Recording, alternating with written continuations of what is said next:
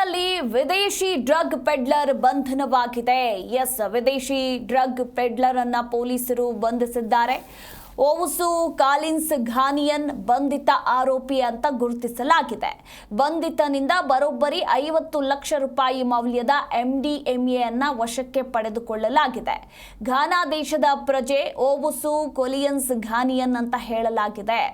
ಬೆಂಗಳೂರಿನ ಬಿದರಹಳ್ಳಿಯಲ್ಲಿ ಈ ಆರೋಪಿ ವಾಸವಾಗಿದ್ದಂತೆ.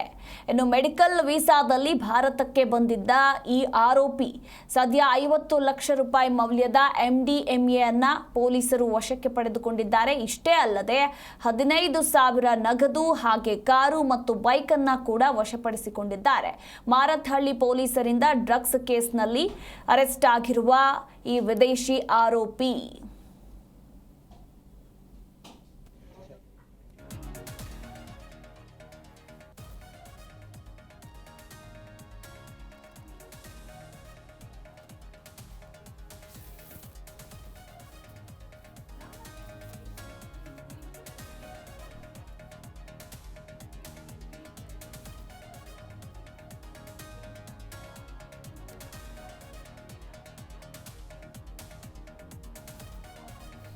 ಆತನ ಫೋಟೋವನ್ನ ಕೂಡ ನಾವು ಒಂದ್ ಕಡೆ ನಿಮ್ಗೆ ತೋರಿಸ್ತಾ ಇದ್ದೀವಿ, ಗಮನಿಸಬಹುದು. ಈತ ಘಾನಾ ದೇಶದ ಪ್ರಜೆ ಅಂತ ಹೇಳಲಾಗಿದೆ. ಈತನ ಹೆಸರು ಓವುಸು ಕೊಲಿಯನ್ಸ್ ಘಾನಿಯನ್ ಅಂತ ಗುರುತಿಸಲಾಗಿದೆ.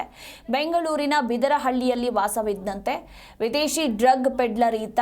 ಸದ್ಯಕ್ಕೆ ಇಲ್ಲಿ ಪೊಲೀಸರು ಈತನನ್ನ ಬಂಧಿಸಿ 50 ಲಕ್ಷ ರೂಪಾಯಿ ಮೌಲ್ಯದ MDMA ಹಾಗೆ 15,000 ರೂಪಾಯಿ ನಗದು, ಕಾರು ಹಾಗೆ ಬೈಕ್ ಅನ್ನ ವಶಪಡಿಸಿಕೊಂಡಿದ್ದಾರೆ. ಇನ್ನು ಮಾರತ್ಹಳ್ಳಿ ಪೊಲೀಸರು ಈತನನ್ನ ಈಗಾಗಲೇ ಬಂಧಿಸಿದ್ರಂತೆ. ನಂತರ ಸ್ವದೇಶಕ್ಕೆ ವಾಪಸ್ ಕೂಡ ಕಳಿಸಿದ್ರಂತೆ. ಆದರೆ ಮತ್ತೆ ಈತ ಭಾರತಕ್ಕೆ ಬಂದಿದ್ದಾನೆ ಅಂತ ಇಲ್ಲಿ ಮಾಹಿತಿ ತಿಳಿದು ಬಂದಿರುವಂಥದ್ದು.